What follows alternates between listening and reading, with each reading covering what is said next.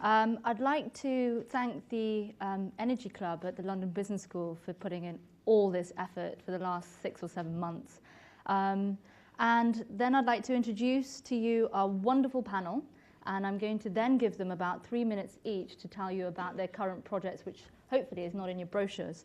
So to begin with, I have Grimur Bjornsson, who's a geothermal reservoir engineer at Reykjavik Geothermal.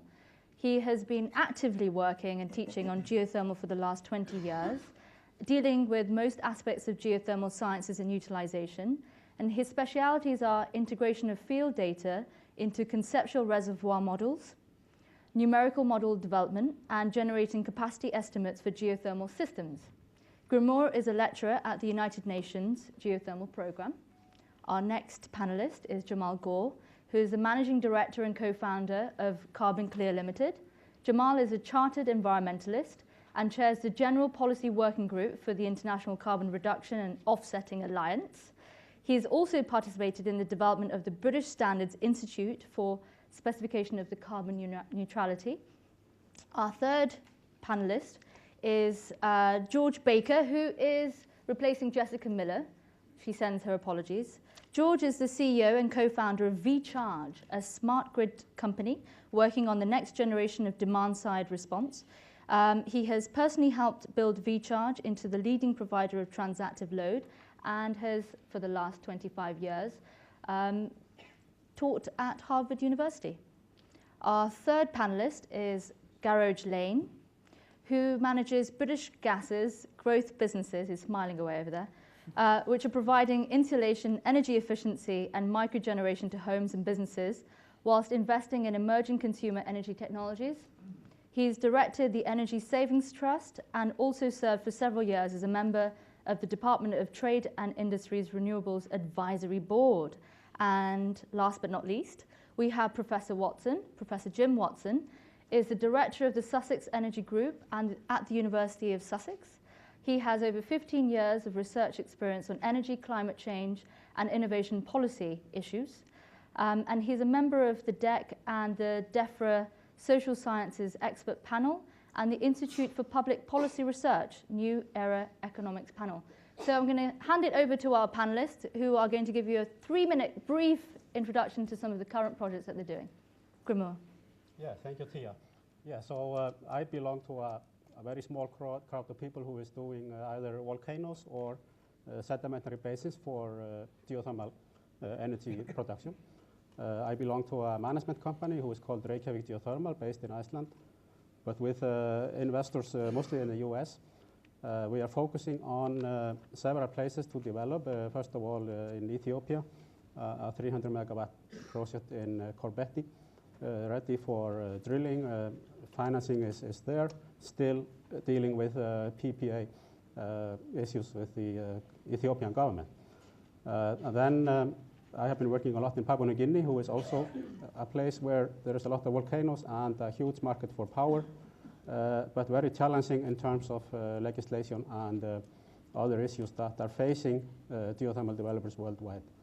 And thirdly, that is where Tia and myself, we have touched bases in Abu Dhabi. My company drilled 2 wells for the Master Green City to use the geothermal fluid for either air conditioning and even desalination. And that led to also interest from Saudi Arabia. So I now see the sedimentary basins of the world as a huge potential for these 2 applications, where you need the air conditioning and fresh water. And maybe finally, I also see that North Europe is picking up speed now in doing district heating projects, and maybe geothermal can couple nicely in there. And I don't know yet if we come into that, but maybe. Jamal. Great, thanks, Tia. I am the MD for a company called Clear. We're a UK headquartered carbon management firm. And what that means is that we work with businesses pretty much on every aspect of their climate change programs, from measuring their footprints to setting up reduction plans, complying with legislative requirements, and for those that wish to offsetting their emissions with carbon credits so that they can become either wholly or partly carbon neutral. We've been at it for quite a while. I think there's still a lot more to do. The two main projects that I'm focused on right now are helping companies in the UK get ready for the advent of mandatory greenhouse gas reporting, which is expected to come into force in April of next year.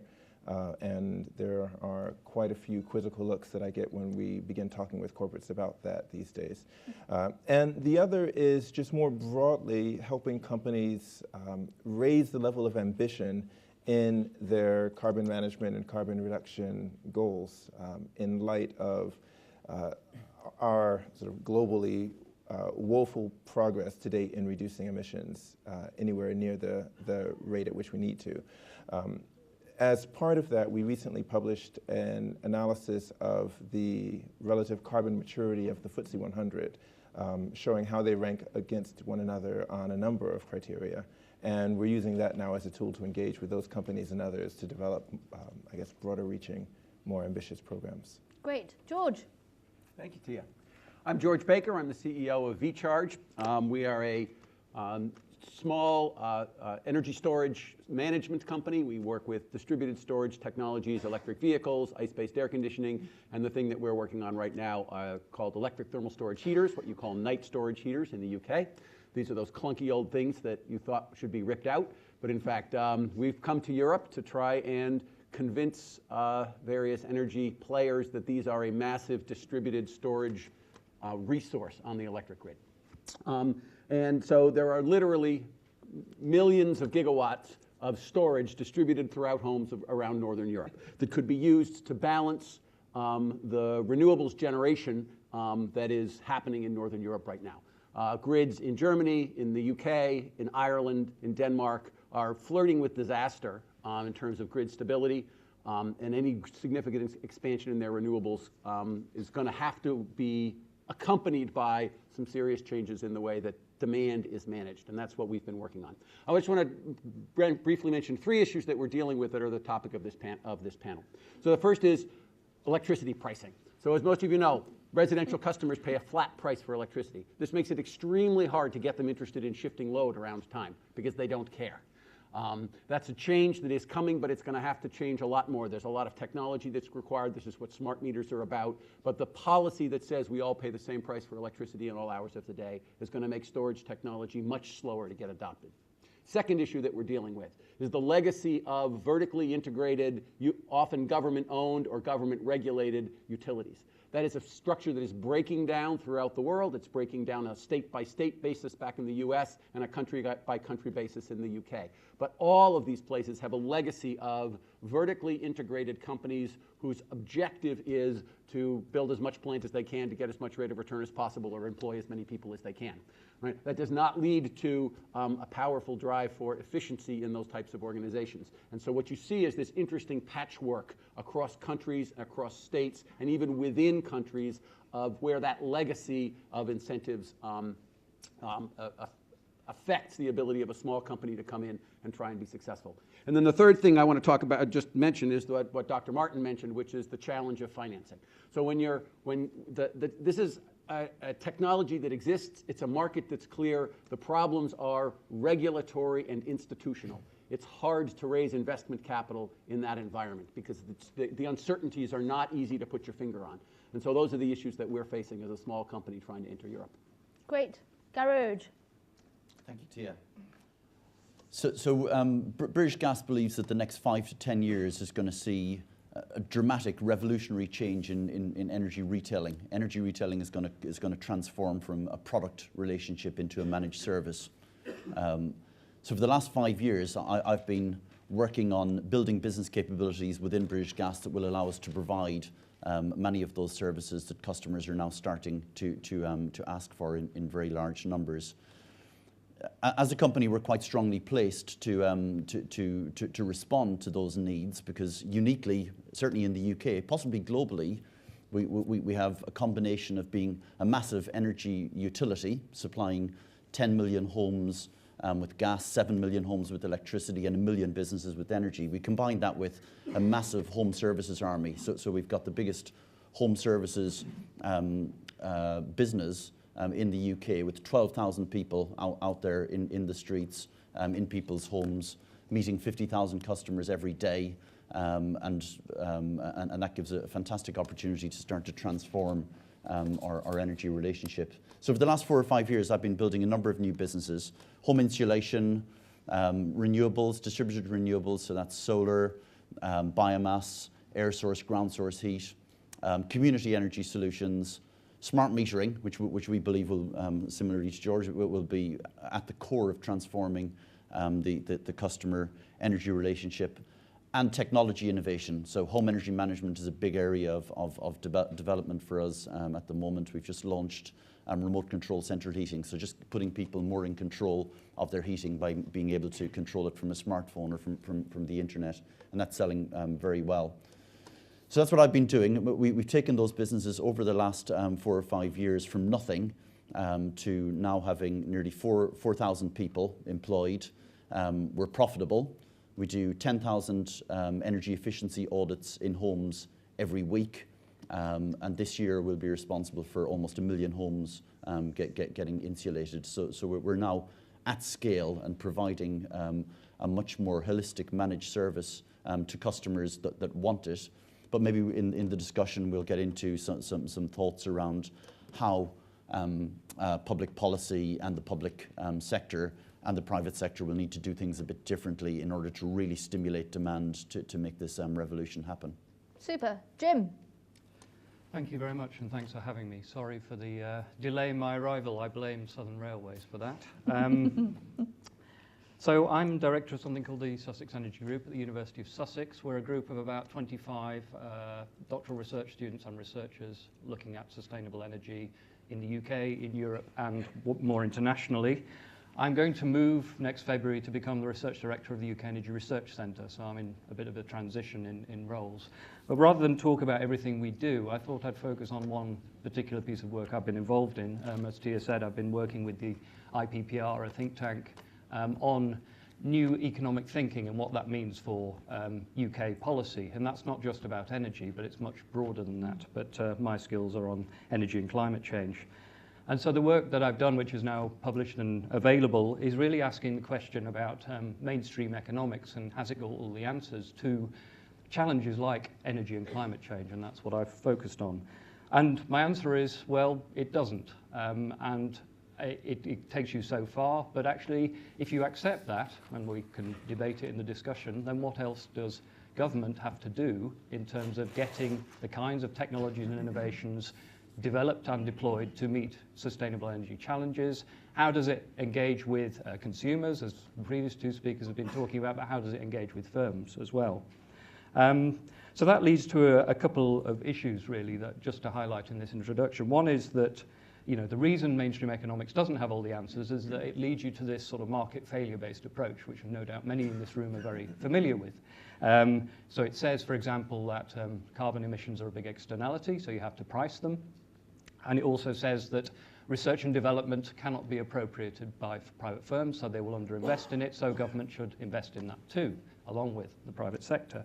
What an evolutionary approach, so of the panel that I've been talking about said, well, yes, that's fine, but you have to also go further and recognize that the markets you're trying to reach with those carbon prices and those other incentives are very different. Technologies are at different stages of development. We've seen this in the UK debate recently. So we're trying to deploy nuclear power, we're trying to deploy carbon capture and storage, which doesn't yet exist at full scale, and we're trying to deploy some mature renewables, we're trying to deploy more energy efficiency. The types of investors you're trying to address with incentives in each of those technologies can be very different. The risks involved are very different. And so having a blunt instrument called a carbon price takes you so far, but perhaps isn't enough. And the government's recognized that. And certainly when you're trying to persuade consumers to switch around the time at which they use power through, say, time of use pricing, again, a blunt carbon emissions pricing will take you so far. So a lot of the work then has been about, well, what does government do? Because clearly people are worried that if government starts getting more specific with its policies, then it starts getting into bed with industry, it starts getting running the risk of subsidising firms and companies that don't actually need it, and so on. There's all sorts of hazards there. So how does government do it? And a big emphasis of the debate now is on, well, something called the entrepreneurial state, as my colleague Mariana Mazzucato calls it in her pamphlet she's published recently, which is how can government experiment and take risks and support technologies, accept failures in the way that businesses sometimes do, and learn from those. And how does it actually support these various technologies and measures, whether they be ones consumers want to buy, the ones firms want to invest in, get them across the age-old valley of death from development into commercial deployment, but without getting so close that it's actually backing a lot of losers. So there's a lot of interesting things to do around how does government do this, how does it learn? And you know, the energy bill published yesterday in the UK is a really good example of a set of rather complex proposals that's trying to get utilities to invest in different ways to the ones they've done in the past. But again, it calls for a lot of learning on the government side. How does it do that effectively, safeguarding the interests of consumers, not spending too much, but actually getting the outcome it wants? So I'm sure we'll have time to debate those issues in more detail. So maybe just to begin with you, if you could finish off my sentence, and if I can then pass it on to the rest of the panelists. My technology or policy research would be rapidly deployed if. Wow, that's a good one. It would be, well, A, there isn't one policy or technology, so mine's more generic, what I've talked about. I think if there was more of a recognition, and to give government credit, there has been more of a recognition in the last 5 years, that actually government can fail and that's okay, you know, as long as we learn the lessons and learn it well. So, you know, one example I would give is the demonstration competition around carbon capture and storage. That's a technology, large scale, to remove emissions from coal and gas power plants and sequester them. Now, if the government is successful in supporting 3 or 4 plants, some of those are not going to work very well because it's the first time anybody's done it just about. But my question is, you know, has government got the strength to say, okay, we'll take some failures on the chin as long as we learn from those and learn from the successes and then take those lessons forward into the next policy. Gearoid. Right, so how long have I got? So I think if the exam question for me is how do we get households to be much more active in uptaking the measures, the interventions that can be made into the fabric of their homes that will help them save money on energy and help them participate more actively in the demand side response and the other opportunities they'll have to profit from the home being a more active contributor to the supply demand mix. So how can we get homes to be more active in taking these things on?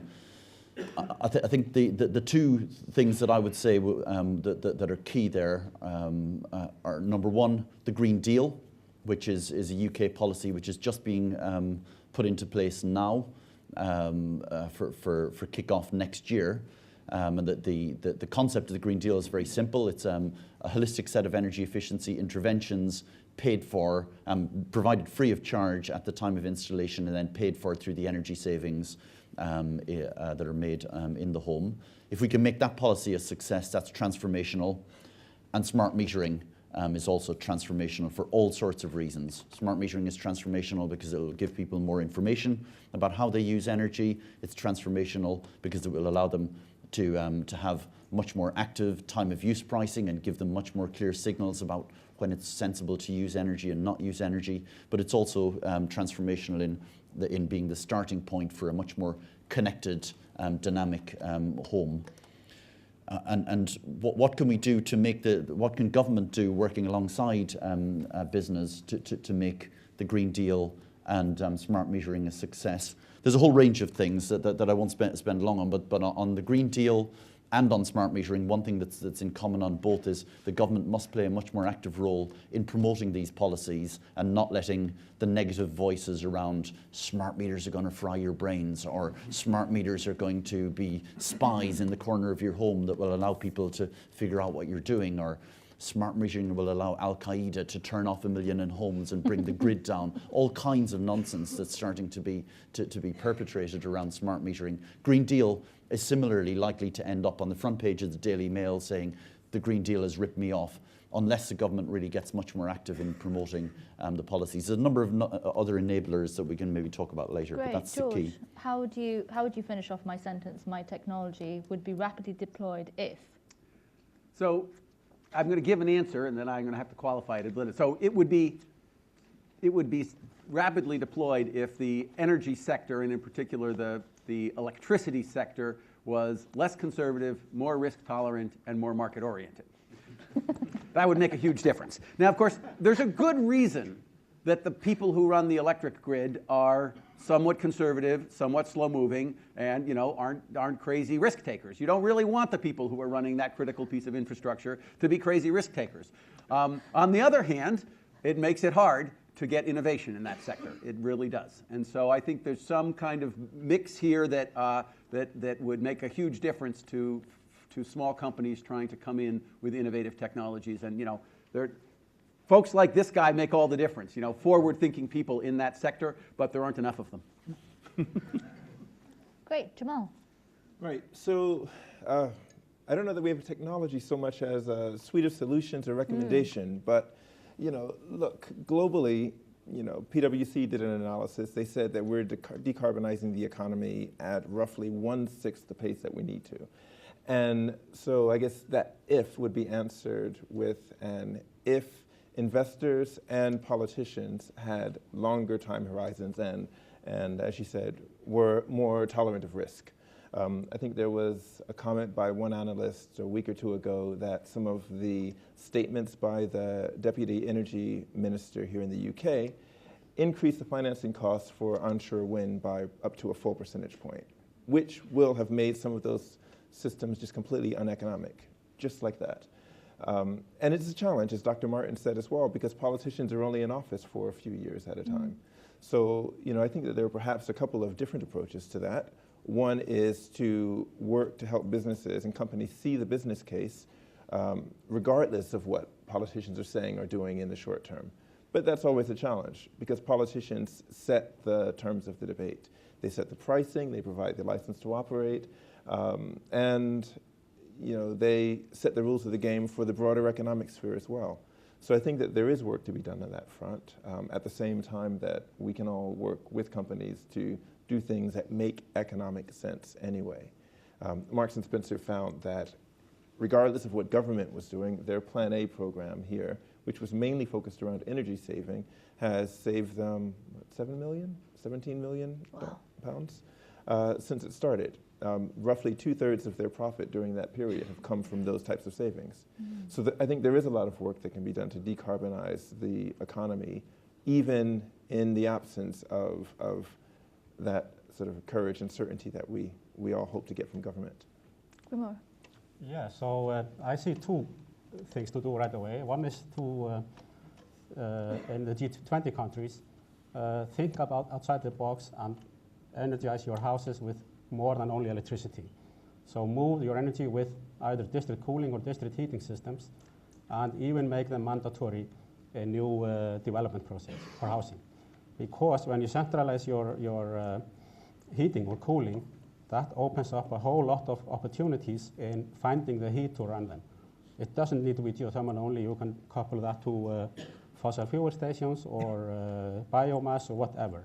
But the comfort of running such a system and also economy may be considerable. And I just mentioned Copenhagen, who is doing this right now, downtown in very, very old neighborhood. The other option, and now I talk about G200, will be to look at the developing countries, the emerging markets, which many of them have very, very large potential for doing geothermal power. So now I'm talking about my industry. And find a way to assist them in taking their possible resources. There are quite many possible resources in developing countries. A volcano on the average is about 160 megawatts. So, but it costs about $40 million to take it from possible to proven. And this is a major obstacle for quite many developing countries to pass. So maybe for the international community, help them, do something for them to move this opportunity. What role does innovation play in the transition to a more sustainable energy future? So I think all of you have mentioned something or other about innovation and how we're evolving from where we are right now. So maybe you could expand out, and it's open. Did you say technology innovation or just innovation Could be more generally? technology innovation, or it could be innovation in general. Shall I? Go ahead. Just a couple of thoughts on that. I think in terms of technology innovation, one thing about energy in terms of the customer's experience of energy is it's the last thing in terms of the stuff that you buy that's left in the dark ages. Everything else is in the modern age. You know, your telephone now, you have deep information about what you're doing with data, with text, with minutes. You can make choices that are informed by proper information about what you're doing. You know, you're connected to all your friends, you're connected to everything, but you're not connected to your home and how it uses energy, and you haven't got a clue. So I think technologies around giving people better information, centered on smart metering, but also the kind of data analytics technologies that are being deployed in other sectors, then being applied to that data to give people rich insights around how energy is being used. So there's a whole set of innovation kicking off around giving people much better information around energy in their home. You move then from information into control. So there's a lot of innovation happening now, and getting cheaper and cheaper into much better controls. So I mentioned that we've just launched remote control central heating. So like simple, dead simple, just turning on and off your heating from your iPhone. The next and next generations of that start to deploy sensors and actuators in different parts of a home and link to the outside weather conditions, etc., which could knock 20-30% off a customer's demand, are getting cheaper and cheaper. And we're working alongside small companies like a British company called AlertMe to develop those technologies right now. And then you move from control to automation. So once you give information and give control, then you automate and you say, look, you don't need all that hassle because people don't want to do that stuff. And making that all of those things a bit more intelligent, I think, is important. And apart from the technology innovation, the other area that I guess you're picking up on as well is around business model innovation and around how we can make different things happen than would happen if we just left the world to get on with it itself. So are there new models for entrepreneurial development that bring in the entrepreneurial state? Sounds like an oxymoron to me. But those business model innovations alongside technology innovation, I think, will make a lot of difference. George. So can I ask you a question? Why do you think energy is still in the dark ages? What is it about this sector that has caused it to be so slow moving on this? Because you're right, it's incredible. Why? Well, I think maybe it links back to the thing about... Sorry, I'm stealing your prerogative here. Go ahead. It's back to the same question about district heating. Why don't we all have district heating if it's much more efficient? Or why don't we have more intelligent energy efficiency when we know what the prices are? It reminds me of that joke that you hear about an American tourist traveling in Ireland, in my motherland, where he rolls down the windscreen and says to the local, "Can you tell me how to get to Dublin?" That's my American accent, by the way. And I can do a really good Irish accent. And the Irish guy stops for a minute and he says, "You know, I wouldn't start from here." And I think that's the problem. Is you know, we have billions of dollars, billions of pounds, billions of euros invested in a system that is outmoded, and to transform it to something that is fit for purpose, to allow all these innovations that you guys are talking about and I'm talking about to happen, is going to cost a lot of money and is going to take a lot of bravery from policymakers and business. Jim? Yeah, I was going to pick up on that. I mean, take on innovation is a broad one. So if you're talking about not just inventing new technologies, but actually bringing them to market through demonstration, all the messy process, which sometimes, frankly, takes 20 to 30 years Yes. if you look back, and we haven't got that amount of time, so that's a challenge. Then, yes, a lot of innovation needs to happen, but I think the emphasis is on the development, further development, demonstration and deployment of what we have, rather than inventing new gizmos. Sometimes I think the debate around climate change especially is somebody scratching around for the next new invention which will solve the problem, and actually the technologies exist. It's getting those frameworks and incentives right. The second, very much to echo what Gearoid said, is it's around the social and the business model innovation. It's about thinking about different ways in which people use energy. My answer to the exam question around why energy is still stuck in the dark ages is it's an undifferentiated product. If you can't make energy more exciting, it's still energy. It's what it allows you to do, which is exciting. It's the communications, it's the travel, it's cooking, heating. Heating's not exciting, you just want it. But some of the things, whereas the yes, it is. But electricity and gas themselves, there isn't a sort of an analog for the iPhone versus the fixed line phone. But the one thing I'd say is that because of the innovation around social, that's really important, just to build on what Gearoid was saying about the potential for ICTs to really open things up, through metering, is that they're enabling technologies.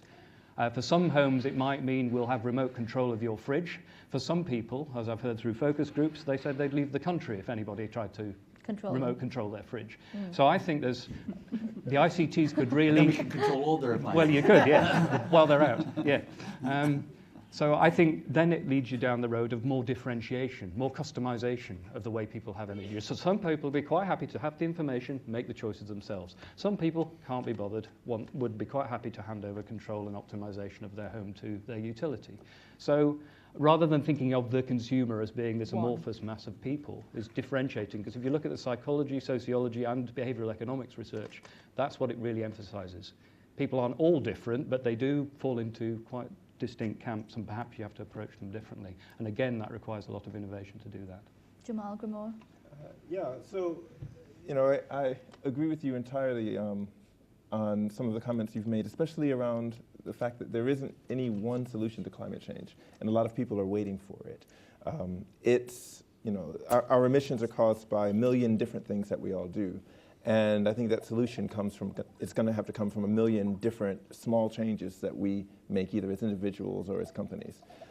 What I find is that one of the biggest barriers that companies face in making those changes, in developing those new innovations, is access to data, as Gearoid, you said, and George as well.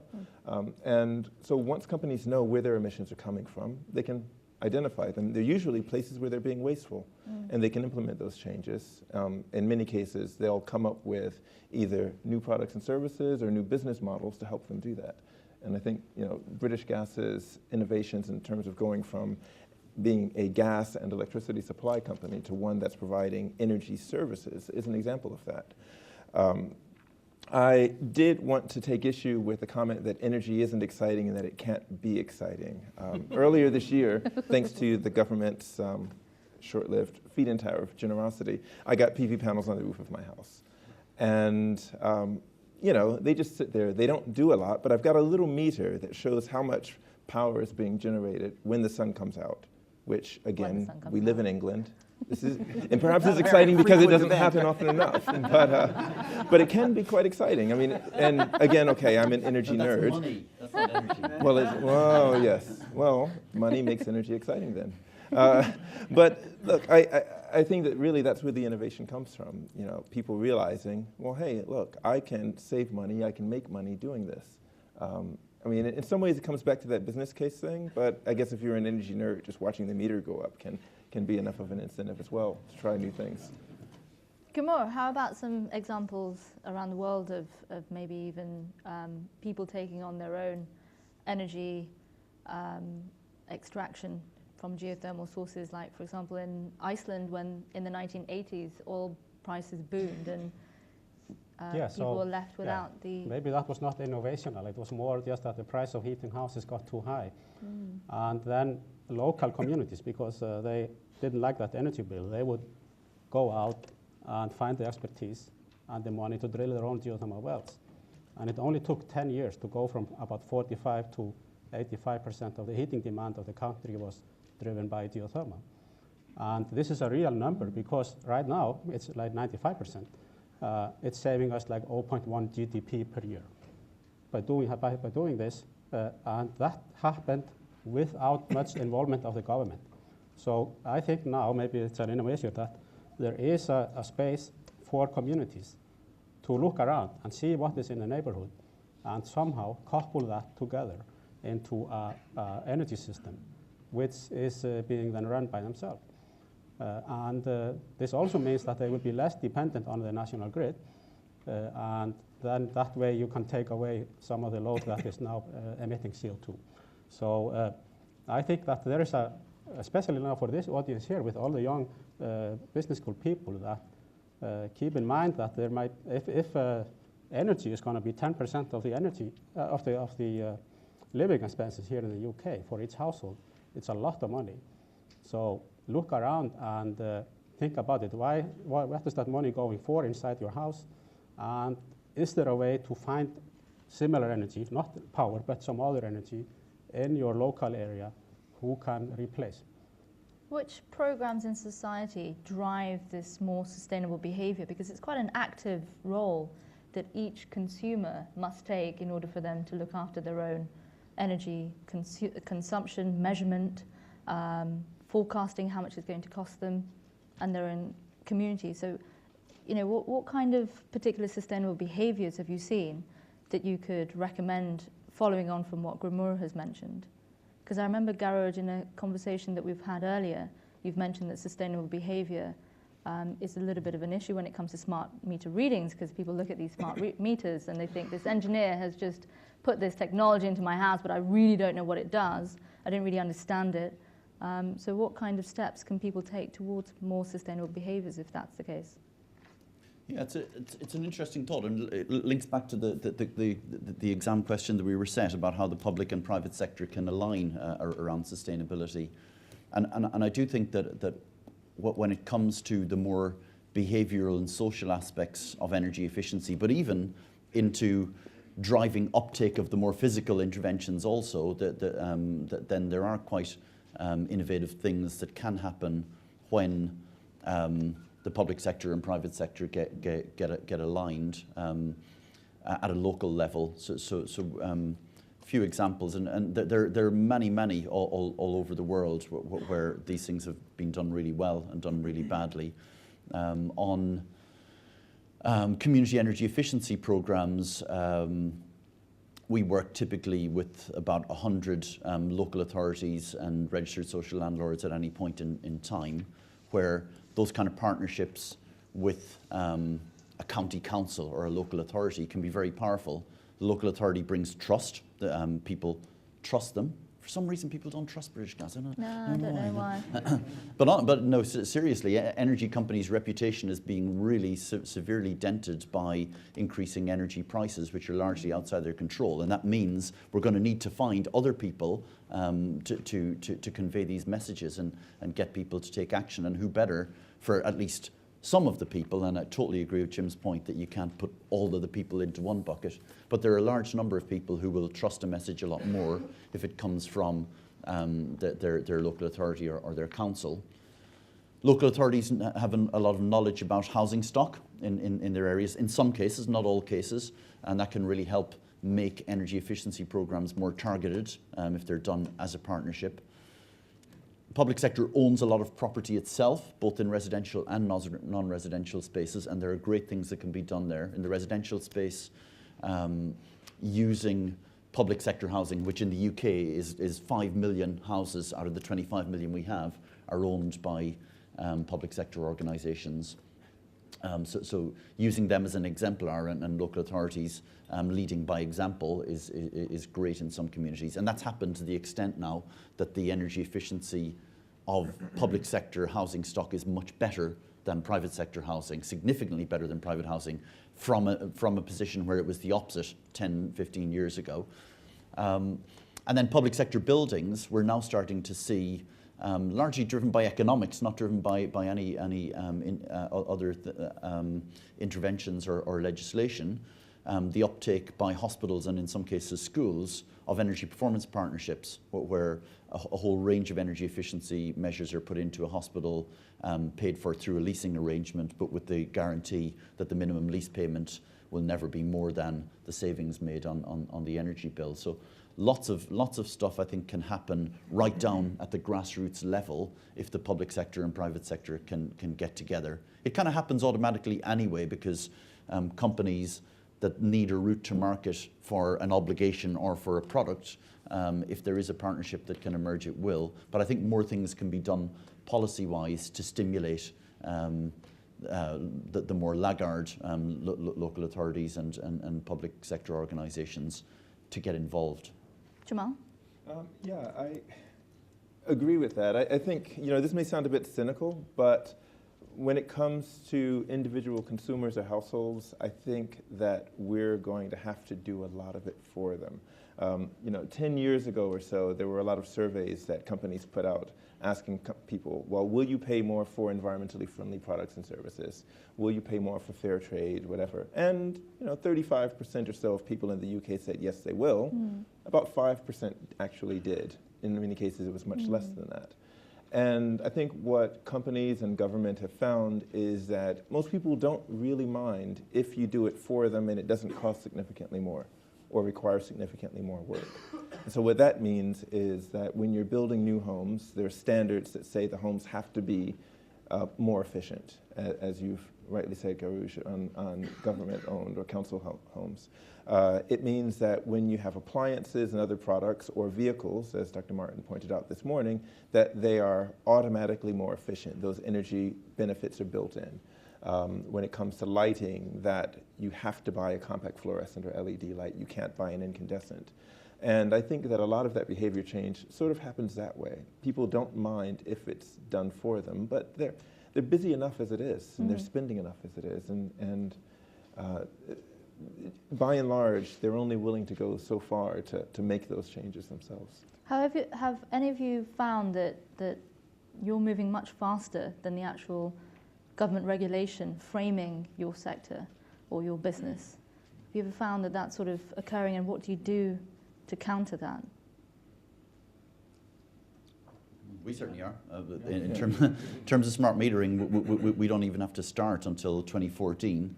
We've already got 1 million in, and we're going to do another 1 million next year. Just because they're going to transform our industry, so we better do them first and figure out what they're all about, before Sky and Google and Tesco's and other people get it for us. So I think competitive markets can drive going beyond the regulation. But I think it's a fair point that for the majority of customers, you may have to just choice edit through legislation and regulation. Although I think part of the reason that people and businesses move more slowly than we would like is that we just don't have the incentives right in this sector in so many different places. And so, there's a lot that we could do. Oil prices went up and people went and hired drilling rigs and drilled their own holes in the ground to heat their houses, right? So people will take initiative if the incentives are right. And so I think a lot of what we see in this sector, some of it's just that people don't move, but a bunch of it is that they have no incentive to move because we haven't priced things properly and we haven't made the trade-offs at the individual level bite hard enough that people actually will do something different. I think that's a big place where the government can make a difference by helping to get the incentives moved faster and better. Grimur? Yeah, I was thinking about a story from Iran. So, because I travel a lot, I see all kinds of things, and maybe I'm not right, but Iran was seeing a steady growth in the energy demand by the population there, and the government said, rather than subsidizing the power grid, let's put that money in a bank account, and you raise the power price to its actual cost, and then the consumers can decide, am I going to close the window when there is a very hot day and save some money in the bank, or will it just behave as usual? Of course, nobody did. So only by that very simple, like a government initiative, there was an energy saving immediately. So that might be one way, put on a carbon tax and put it in a bank. Any final comments before I open out the session to questions to the audience? in the center over there. Can we get a mic over to him? Can you state your name and the person that you'd like to question? Hello. Hi, Pankaj, MBA 2014, LBS. I wanted to ask a specific question, not to a specific speaker, but open to the panel. This is regarding the problem which emerging markets face generally. We are talking about innovation. I wanted to ask, emerging markets require high growth at a fast rate, and there's no time for innovation, right? So how do you solve the problem of innovation in emerging markets? For example, Dr. Martin also mentioned, China is adding 47 power plants in a year, and you can't blame them. I mean, that is the requirement. But how do you solve the public-private partnership in such a sense? And also, what role could technology transfer from West towards the East could help in such a way, and how the IPR issues will play a role in such a scenario? Thanks. Jim? Yeah, I mean, that's an area I've worked in quite a lot, especially on China and India. I mean, one thing to say is there is innovation going on in China's rapid deployment. There are limits to that innovation. So when people look at China overtaking in terms of numbers, gigawatts of wind farms installed, wind farm capacity, they kind of think, oh, China's overtaken the United States. Well, it has in terms of installed capacity, but it hasn't in terms of innovative capacity, because often those firms are just putting them in, but they haven't got that R&D capability. And you're right that there are limits to that, and that's taking time to come through on the back of that. In terms of your question around technology transfer, what we found from our quite detailed research in both China and India is that technology transfer happens all the time anyway. Now, of course, once you get into a climate discussion, then it starts getting into a discussion of what one state will give to another. So should the American state give technology to the Chinese state? And actually, that's not the way it works, because all these technologies are not owned by states; they're owned by firms and other organisations. So can you put in incentives to speed that up? And again, you find that you can. The IP issue isn't as big as the negotiators and the politicians like to think it is. So in many technologies, there are variants which can be transferred under licensing arrangements and so on to Chinese and Indian firms, as long as they don't want to be right at the cutting edge and they're trying to threaten the crown jewels of General Electric or whoever it is that's at that cutting edge. If you ask the firms, in our experience, they say, we're quite happy with next, second generation. If you ask the negotiators, you get your head bitten off. So it's there's a really interesting interplay there. But I think your point is right. Speed has its costs, but I think, and that will take a long time to catch up. And I think that's what's often missed in these debates about rapid deployment, is how far that's coupled with innovative capacity. In terms of becoming technology leaders in those countries, and I suspect that process is going to take longer. George? I think there's another issue in emerging markets, and the reason that innovation doesn't happen as much is that for small innovative companies to do things, it requires a kind of infrastructure of markets and legal structures, et cetera, so that you can take a little innovation and fit it into a big system and actually make money doing that. And many emerging economies just don't have that infrastructure to support small companies. GE can do it, right? They can come in and do innovative things because they don't need the supporting infrastructure. But small companies have a hard time without that supporting infrastructure, and that often doesn't exist in emerging economies. Courage. Just one thought in terms of the level of innovation, and it's a little bit off topic in terms of innovation within the rapid deployment of the grid, but just innovation more generally. I've been to China 3 times in the last year now, and have visited a whole bunch of companies there. But I've specifically been working alongside ZTE and Huawei in China, who are doing such cool stuff and investing so much money in really innovative R&D that the Americans are so scared of them that they do some nonsense report about all these security concerns and stuff in their kit to try and put up some protective barriers against them making more inroads into the US. I think in China in particular, there's some amazing R&D and some fantastic innovation going on right now. Any more comments? Can I? Yes, of course. Thanks. So I think that one of the, well, actually it's not a barrier to innovation in developing economies. It's actually makes it easier in some ways, is that they don't have as much, in some cases, of the built infrastructure that we have here. And so they're not locked into traditional energy systems. Everyone doesn't have a gas boiler in their house because they have no heating except for a wood stove. So you can roll out solar water heaters across South Africa or rural China much more rapidly than you can in rural England, say. And same when it comes to transportation infrastructure and other systems. So, you know, it's a double-edged sword in that case. In those cases, I guess, it's the lack of capital, among other things, that's the barrier. And so then you get into things like climate finance and government policy as enablers of that. Next question. Fran Johnson, I'm an interloper from Manchester Business School. I've been lucky enough to work on a number of local authority projects. I'm just wondering how the continued drive towards devolved government is going to be balanced off with the national needs when it comes to energy. And also how, particularly when it comes to things like public sector procurement, so competitive dialogue, what the government can do to actually help local authorities speed up that whole process. Something I've got a deep interest in myself, so I can certainly have a bash at it.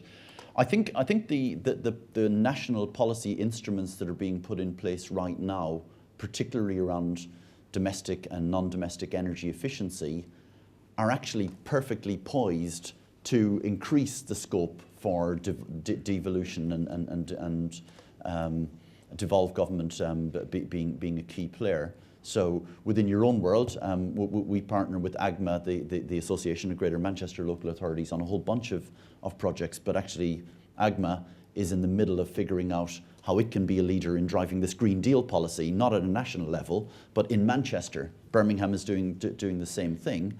And London, through the Refit and Renew programs, which are examples of trying to break down all these barriers of lack of knowledge and planning and other things that get in the way. These programs have started to be so successful that last week in the Energy Efficiency Strategy, a branch of DEC called the Energy Efficiency Deployment Office has basically said we are going to finance rolling out Refit and Renew to every local authority in Britain. So I think local government and devolved Scottish government is driving its own whole set of policies that are almost completely different to Westminster, because that's the way they like to do things. I do think that because fundamentally this is about engaging with 25 million households in Britain in their own homes, there's going to have to be an awful lot of devolution. So I think there's a good fit between what may naturally happen with the government's policy of devolving more government. Any further comments? Nope. Thank you. Edward Pitford from London Business School, MBA 2014. I just think we might be doing a bit of an injustice to the British population here. If 35% want to make a difference and 5% are, could that be down to a lack of education? Because if people knew that they could get an LED bulb and it would kind of save 80% of their energy and it costs this much and it's that easy to replace, they might go into the shops and do that. A lot of my friends don't even know it's possible and so aren't doing that. And so perhaps there should be an emphasis there on the companies to work on education a little bit better. And similarly on the British Gas advertisement for these iPhone apps, it's not very clear to the consumer that they can go and get this product and make a difference. And the only reason I knew about the LEDs for my home was because Philips gave a presentation on it. So I think perhaps there's an opportunity for some education. Well, I think you're right. And you know, there is a fraction of the population, perhaps a significant fraction, that if they have more information and they know it's going to save them money, they'll do it. I think the experience with home insulation shows that even when they're told, look, this will pay for itself in a year or 2 years, and after that you'll save money forever, many people still don't do it. And you know, that's happened with lighting and with many other issues as well. I think when Tesco looked at this for, say, eggs, they realized that people sometimes get labeling fatigue. Okay, are eggs free range, organic, fair trade, carbon neutral, you know, all the way through? And they said, okay, well, we can only put 2. We've got to make a choice. And so, people don't have all the information, and I think sometimes that's a conscious effort to limit that sort of deluge. Jim? Yeah, I think it can take you some way. For example, I agree with what Gearoid said earlier about the Green Deal, that that's in danger if there isn't a big push on communicating what it is and getting around the potential risk that people, cowboys do some bad jobs and it gets a bad name across the board. But I think you also have to recognise the insights from things like behavioural economics that actually information deficit, which is a very neoclassical economic way of looking at these things, is only part of the issue. And actually, Jamal's just said it, it's the hassle factor. You don't insulate your loft because you're going to have workmen in, get all your stuff out the loft. So it's not just, it saves you money, but is somebody going to take care of that? Do I really want people tramping through my house? No. Bounded rationality, is this the thing at the top of my agenda today, or there are all sorts of other pressing things? And also the upfront cost. Sometimes, and it's a classic thing in energy efficiency, for businesses as well as consumers, that nice McKinsey curve that we keep seeing in presentations, all those negative cost things we can do to save carbon, don't get done, partly because of upfront cost and investment, and we've got better things to do with that money, or we may not have that. So I think you're right, but don't expect it to kind of unlock everything instantly. Ian Taylor, Living Planet. I'm very glad that Gearoid Lane said that he'd like to be fair to government. As a former government minister myself, I find that a very unusual response. But the reality is that so much innovation can take place without government. And the danger, quite often with government, is that they will say, you shall be more energy efficient, which is always a turn-off for the public, or this is what technology can do to you rather than for you. And actually, British Gas has been at fault there, because in the early smart meter age, it was, this is going to benefit British Gas rather than the consumer. Now, there's a huge amount of innovation going on. I chair a company that integrates across urban environments through sensors and devices, all sorts of technologies. And we can be innovative by bringing in small companies to embed with us. For example, a 3-man team in Cambridge remotely managing or enabling you to remotely manage your energy within the home. So the one good point is the Technology Strategy Board, which is spun out from the government, is actually doing some very interesting things in smart cities and other developments, which will enormously help the innovative instincts amongst British companies. And actually the one sector that might hold it back is the construction industry, because most developers put up a building and then actually sell it to an insurance company, rather than looking at the whole life cycle return, which can often be dramatically changed by building in smart infrastructure to the building and smart energy as part of that. So I think I'm very positive. There's a huge amount of demand out there, and the public actually, if you don't tell them something, but actually let them find out for themselves, it's a personal advantage to them to use it, as we're increasingly finding both through mobile use of remote access to all sorts of things, then I think the future's fantastic. Great, and with that note, the future is fantastic.